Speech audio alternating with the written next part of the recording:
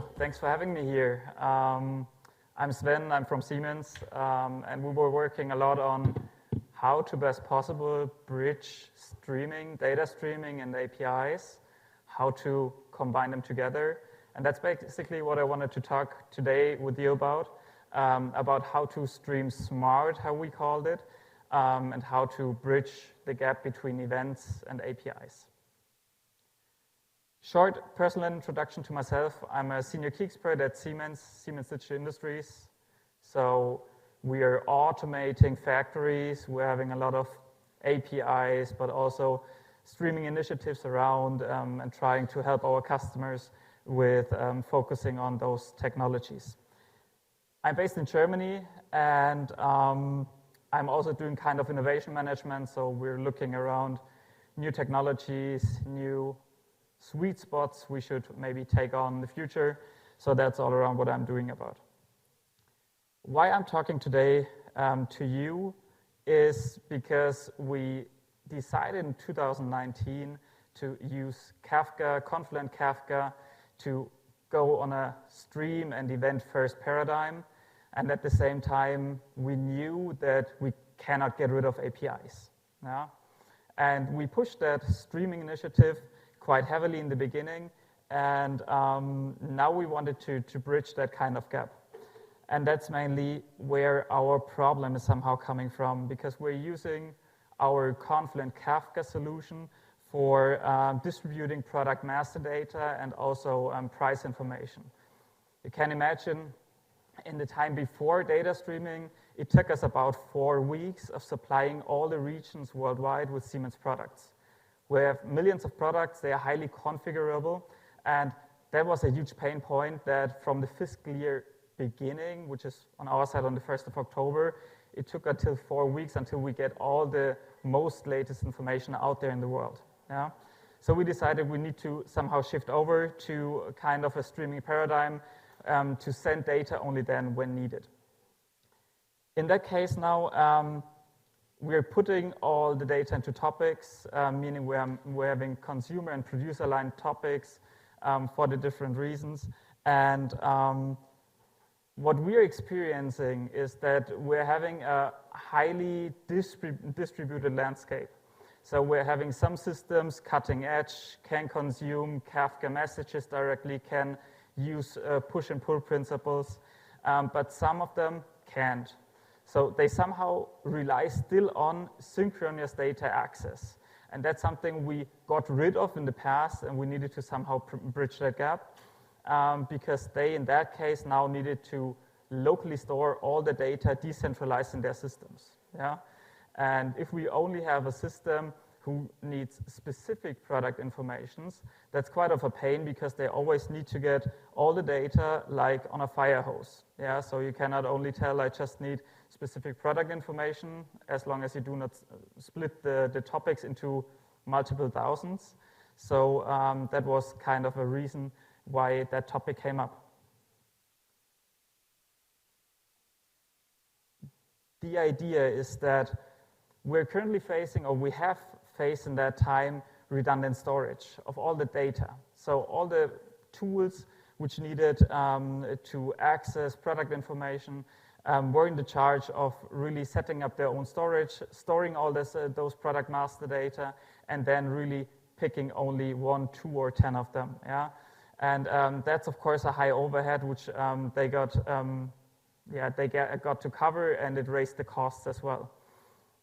It increased the complexity because they were somehow trying to get around of it. We had many vendors who were pushing on getting native Kafka connectors in there just to then store it again locally in a local database. Yeah? So not for what it was intended for, and the processing load in each system. Yeah? If I only need specific transactional things, yeah, just transactional data, I do not need to really load all of our product information, all the product master data always in my system. That's why we came across that approach that we said, okay, how about getting back to the roots, like data warehouses in the beginning, having one persistent store, which is bridging the gap, which is acting as a consumer for Kafka topics, which we still need to provide in a synchronous way, which we also can give fine-grained access, or we can really say application A has only access to topics 1, 2, 3, and the other ones to the other ones. Yeah? And it was highly demanded a pattern to bridge streaming to API, because we only had our whole product master data in that Kafka Confluent, and we hadn't any quite nice possibility of accessing it directly. And that's mainly where we're coming from. And what we wanted to get now, and what we just now established, is to bridge those API first with the event first paradigms. We still have that API first one since several years. I think I do not need to tell about of that regarding design-driven approaches, those simplified integration, and it's just also legacy capable. Yeah, that's a huge benefit instead of the event first, the data streaming approach, and where we're just having the issues that TCP is not supported from every system. With that, coming to the solution which we now build up, is we try to somehow bridge that fire hose into a possibility where you're putting the data all in one database and distributing it directly. And we, of course, try to focus not only on a simple RDBS standard database, but we're looking around what is capable for that. And for that, I probably need to sketch a bit the situation where we were coming from. Of course, the pull possibility was the first goal to reach. But our messages are looking from the product master data side are really huge. That's JSON, sometimes still in XML syntax, and they're huge, partly more than 1 megabyte, because they are technical specifications of products, sizes, weights, instruction on how to use it, and all these things behind, including price information and all these kind. So quite huge messages, and if we want to provide those messages within a database, we of course need to search through it also in a nice way, and that was why we were looking a bit around and searching for a suitable database. So the whole goal of that initiative was to being able to provide a system who takes over the data which is stored mainly in Kafka, because all our product information is there, and we want to retrieve, being able to retrieve specific product information based on product numbers and different other attributes. And that's where I'm coming to the architecture we have built around. Let me quickly get on the tech stack. I'm happy to answer any questions after that session as well regarding some more details. We decided for a complete serverless backend. Yeah, so we're using highly Lambda, highly AWS. Some parts of Siemens are also using Azure. We, in that case, decided for AWS with Lambda. So we're having 3 different kinds of Lambda functions. One is a consuming function, which is just taking over the messages and acting as a consumer, basic consumer. The second one is the retriever functionality, which is then really providing you the possibility of requesting a specific data set. And the third one is a configuration and more a configuration endpoint where you can see which topics have been integrated, which kind of topics are they, what to expect in there, and to raise then also for the businesses in the future further demands on integrating new topics. I already told we're using Confluent Kafka, and for the database we decided for MongoDB as a document database, a quite nice approach where we were able to index quite fast through the different messages which got that huge, which are about more than 1 megabyte. And now, of course, coming to the topic why we're all here today, talking about APIs, API management, and all that stuff. We highly use for that approach Kong in an AWS setup, and with our full optimized GitLab pipeline, API ops approach. Kong is quite heavily used in there, and I'm quite happy to have that Lambda plugin available within Kong since several years, because it really enables us to shift responsibilities from developers regarding security away and integrate it directly in the API gateway. In the past, it was the case that we developed Lambdas, we put an AWS gateway in front, and sometimes we then bridged it through Kong. Yeah? Then you just have a publicly available microservice. Yeah? You need to take care about all the authentication stuff, authorization, all these things behind.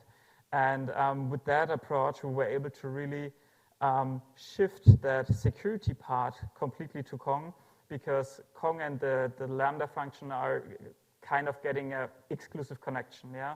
They're called with different parameters, and that one's so fine that we were able to get the developers rid of taking care about the whole security stuff by really focusing on the business benefits, the real business logic.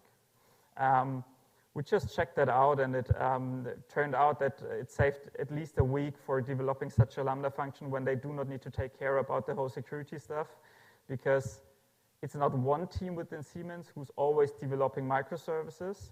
There are multiples out there. Everybody's testing it out. Nobody, or they're trying to get an insight about the whole security regulations, and that's just taking really a while. And then, of course, you need to integrate the whole stuff around, including additional infrastructure. Just say signing tokens from Microsoft and all these things, you somehow need to get that managed as well. So that's where we're coming from. That's what we implemented here.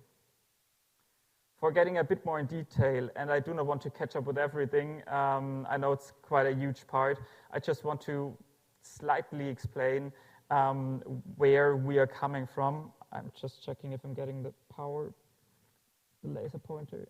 Give me just a sec. Then I can guide you quickly through. Yeah, okay. So from a processual point of view, you can imagine we're having here our so-called bridge service, who's the consumer for Kafka topics. That Lambda is consuming all the data, all the events pushed by Kafka, and is writing that back into the MongoDB, into the document database, where we are providing it in different collections there. From that on, we're having set on top that retriever service. That retriever service is basically really there for being able to retrieve data out of the MongoDB.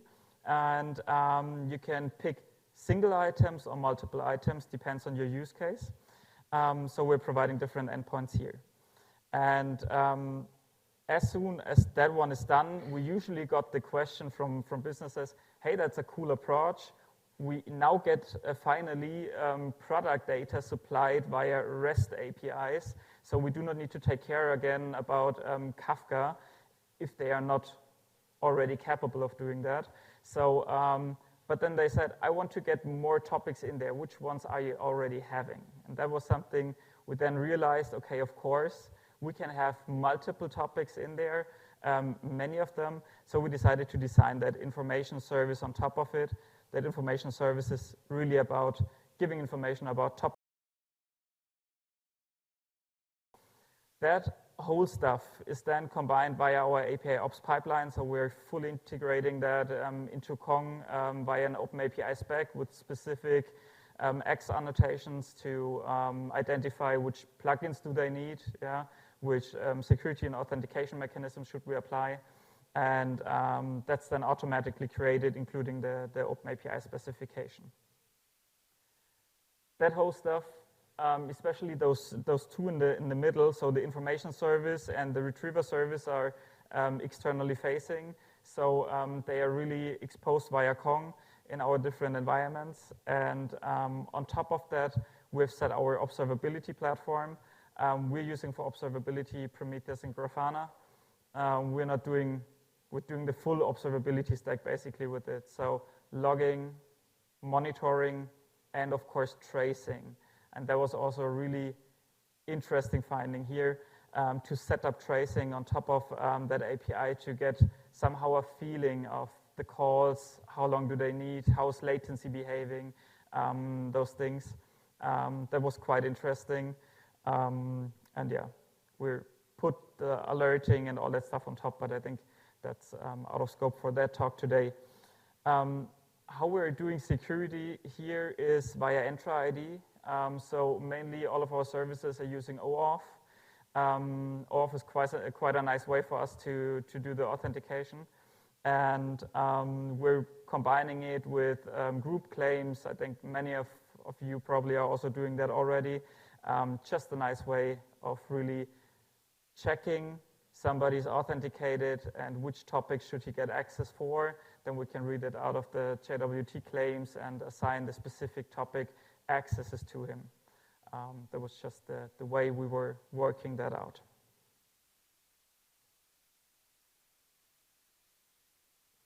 That's our way, how we try to make that near real time. I know it's not really real time in Confluent Kafka, but it's near real time data API ready so that others really can also consume it.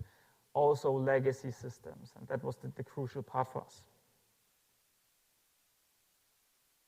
So when giving a look on what we did here, we just checked and did, of course, an evaluation on which benefits do we see here.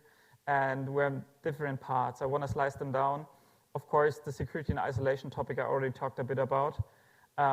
Those lambdas are not anymore internet exposed. So I can really shift out that part of logic into Kong. That's really fully automated, so I do not care anymore. That was quite a nice finding. All those requests are passing Kong. We're having a highly distributed landscape within Siemens, and many departments are doing their own stuff, I would say. Yeah? So we do not have that unified governance layer which is crossing.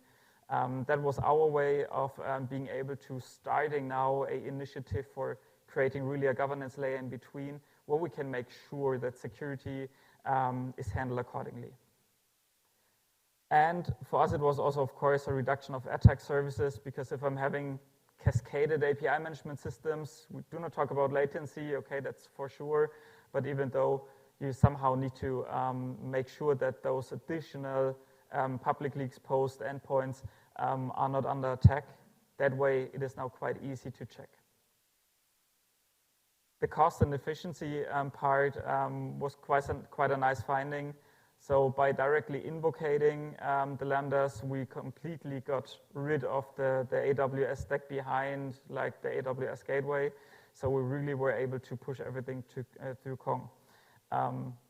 Why cost saving is not only about licenses.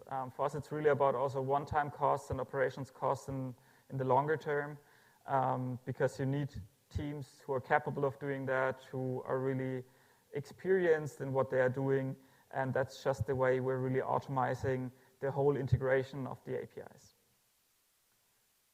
The complexity reduction regarding our landscape, I would say.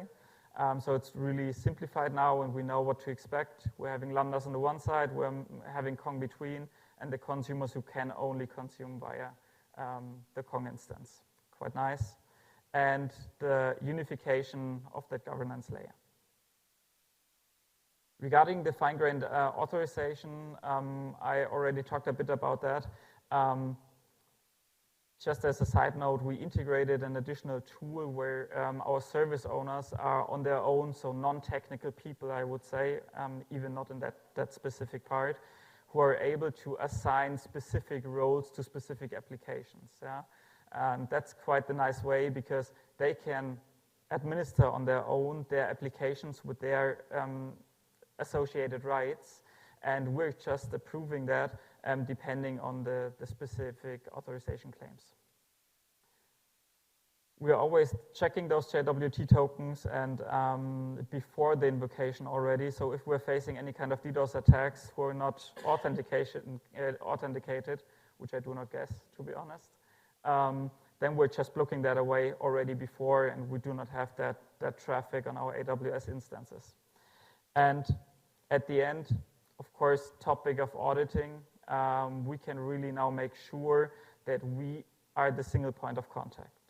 With the Kong instance in between and all the security mechanisms we have in between, we can have a full auditing to make sure that we can always tell what is happening. So we do not anymore get pinged by any customer that their service is down without knowing about it. The topic of vendor agnosticism is quite an urgent one for us.